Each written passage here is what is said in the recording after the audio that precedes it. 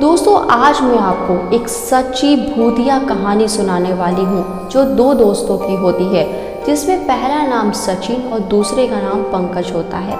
दोस्तों ये सन 2002 की बात है जब दोनों दोस्त मनाली ट्रिप को प्लान करते हैं। अच्छा, दोनों दोस्त जब मनाली के लिए आते हैं उस समय जो महीना होता है वो नवंबर का होता है और मौसम इतना ज़्यादा सर्द भरा होता है कि मानो हिल स्टेशन की अगर बात की जाए तो 5 बजे से ही घनघोर कोहरा और अंधेरी रात शुरू हो जाती है।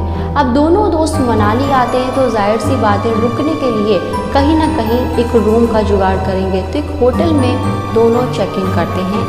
जब वो मैनेजर से कमरा लेने की बात करते हैं तो मैनेजर उनको चाबी देते हुए कमरा नंबर 707 नंबर बताता है। अब दोनों लोग उस रूम में जाने लगते हैं, पर दोस्तों यहीं से तो भूतिया कहानी शुरू होती है। पर उन दोनों दोस्तों को नहीं पता होता कि कमरा नंबर 707 एक साधारण कमरा नहीं बल्कि एक हॉन्टेड रूम है, एक भूतिया कमरा है जिसमें जो भी रहने गया उसकी जान नहीं बची और इन दोनों के साथ भी वही होने वाला था। खैर इन दोनों को इसके बारे में कुछ भी नहीं पता था। अब जब ये दोनों लोग उस रूम में जाते हैं, थकान की वजह से खाना खाते हैं और दोनों सोने लगते हैं। सचिन खाना खा के सो जाता है और पंकज खाना खा के थोड़ी बहुत सी ड्रिंक करता है, जिसके बाद वो गहरी नींद में सो जाता है। आधा एक घंटा बीता ही था कि कमरे में किसी के चलने की आवाज़ें आने लगती हैं, मानो कोई चल रहा हो कमरे में, आसपास बेड के चल रहा हो। तभी सचिन की आंख खुलती है और वो बैठ जाता है। उसको लगता है कि मेरा कोई वहम होगा, तभी फिर लेट जाता है। तभी उसको बाहर से कोई चीख सुनाई देती है, जैसे मानो कोई बाहर चीख रहा हो। तभी सचिन सोचता है कि हो सकता है होटल है, कई लोग चेक इन करते हैं रात भर दिन भर, कोई तो होगा। तभी वो गेट खोलकर देखता है रूम का, इधर पंकज गहरी नींद में सोया है। तभी जब वो गेट खोलता है तो सामने गली में ही उसको एक औरत खड़ी दिखाई देती है, जिसके बाल खुले और जिसने सफ़ेद कपड़े पहने हुए होते हैं, जिसका चेहरा पूरा बालों से ढका होता है।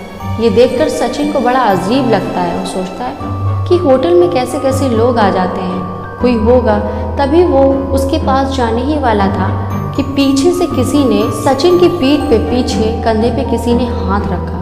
तो सचिन को लगा पंकज उठकर आ गया होगा, पर जैसे ही वो पीछे पलट कर देखता तो पीछे तो कोई नहीं, और जब फिर वो आगे पलट कर देखता तब वो औरत भी गायब थी। फिर उसको यही लगता है कि हो सकता है उसका वहम हो, पर थोड़ा बहुत तो वो डरने लगा था। तभी वो फिर रूम के अंदर आता है और फिर चुपचाप से लेटने की सोने की कोशिश करता है, पर अभी वो डरने लगा था क्योंकि उसने जिस औरत को देखा वो बिल्कुल साधारण नहीं थी और जिसने कंधे पे हाथ रखा वो भी नहीं दिखा। पंकज तो वैसे ही सोया हुआ है।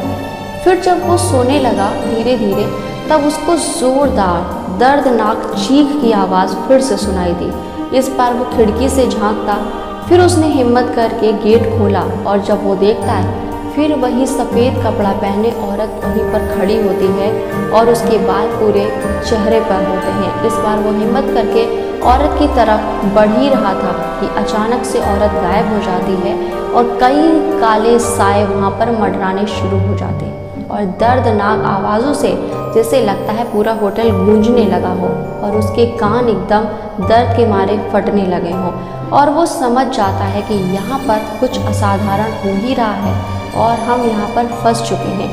उल्टे पैर भागता है और एक गिलास का पानी वही कमरे में रखा होता है, जिसको अपने दोस्त के मुंह पर डाल देता है और कहता है कि उठ जा जल्दी, हम लोग वरना बचेंगे नहीं। मैंने ड्राइवर को फ़ोन में कर रहा हूँ, वो गाड़ी निकाल रहा है, जल्दी से सामान को यहाँ से उठा और अपनी गाड़ी में चल, जल्दी से चल। तो पंकज उठता है, कहता है यार पागल हो गया है क्या, मनाली ट्रिप के लिए आए हैं, तेरा तो कुछ और ही नखरा है एकदम लड़कियों के जैसा, अभी आए अभी चल।